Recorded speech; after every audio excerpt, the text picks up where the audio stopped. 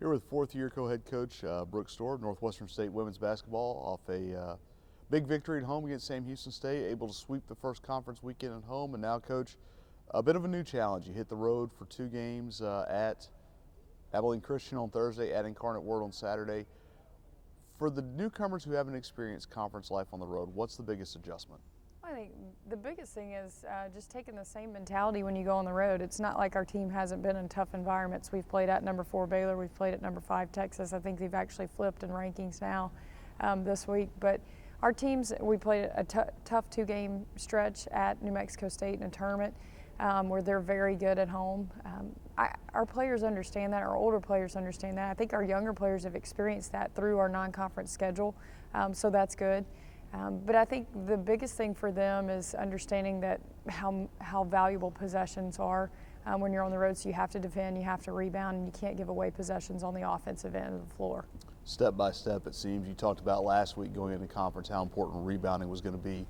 2 games, a couple of double-figure advantages on the glass.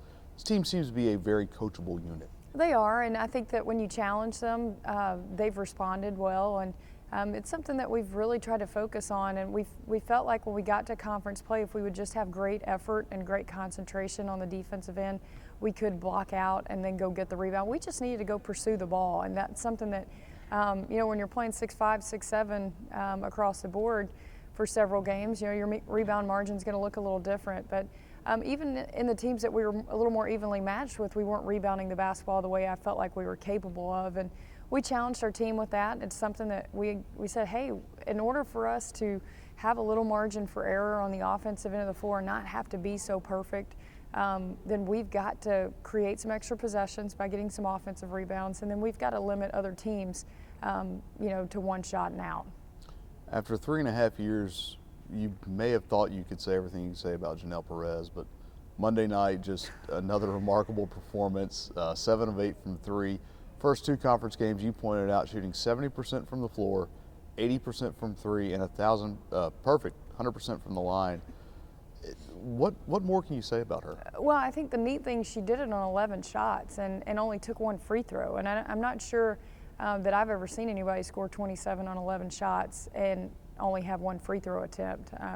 Usually people are getting to the line a lot more than that. But she took good shots. I think we talk about shooting percentages all the time with our teams and what's a good shot, what's not a good shot. And I feel like when she shoots the ball, it's going to go in no matter what.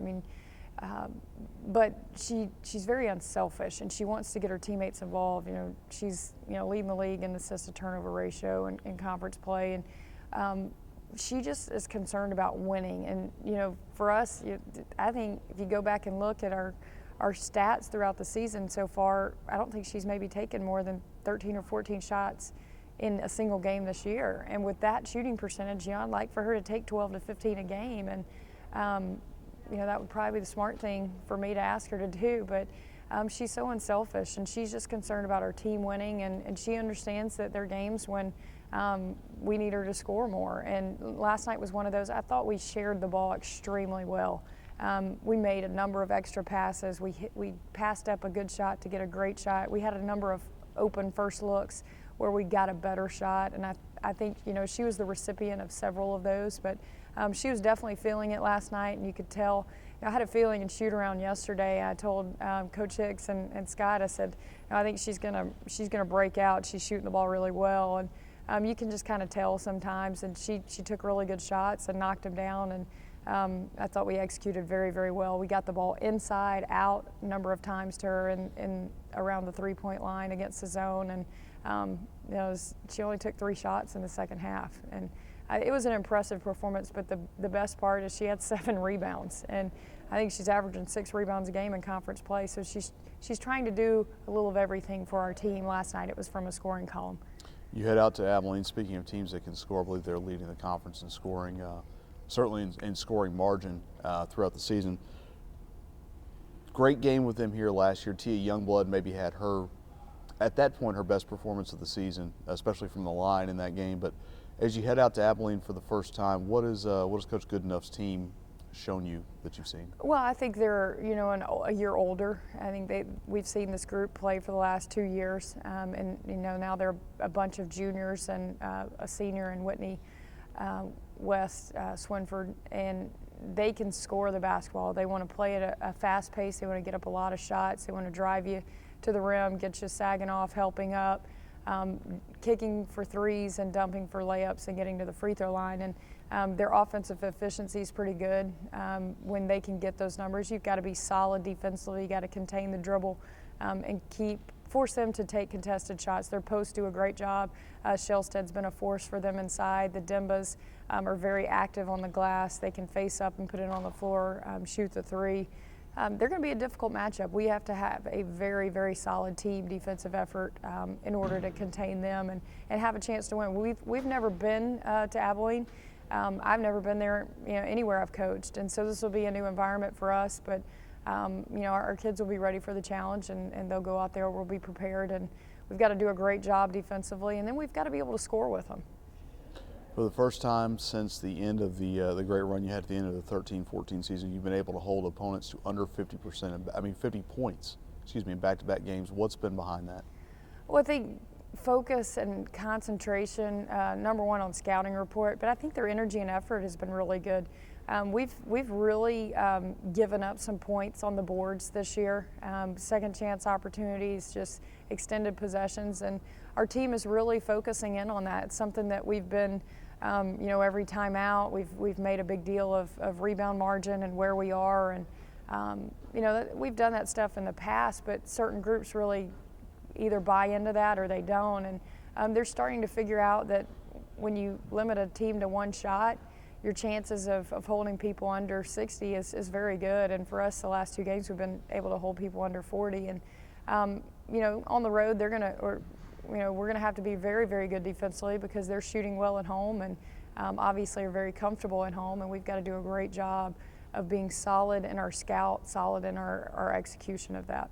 You had a great quick turnaround here at home. You'll have one next weekend going from Abilene to San Antonio. We're facing Incarnate Word, another team that is new to the conference. You've played twice now in 2 years.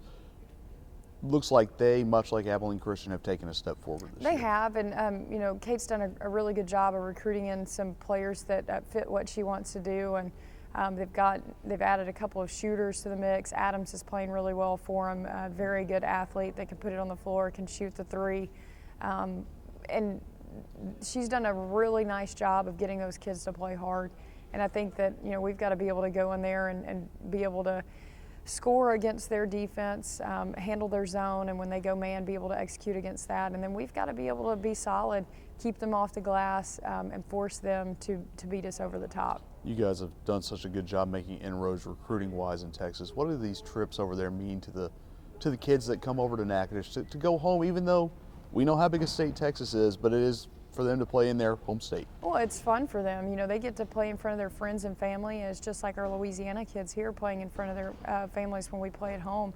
It means something to them. We have people travel, whether it be our managers or our players, they have family members that come and watch, and that's exciting for them. I think we all feel comfortable when we have people that are around us, that are cheering for us, that are special to us. And so I think it's a chance, it helps us in recruiting because our players know we're going to take them home and they're going to play in front of their friends, their family, and high school teammates and coaches and things like that. So Texas has been very good to us, and it's always good to be able to go see those high schools in that area and for them to come watch us play when we're there. All right. Thanks, Coach.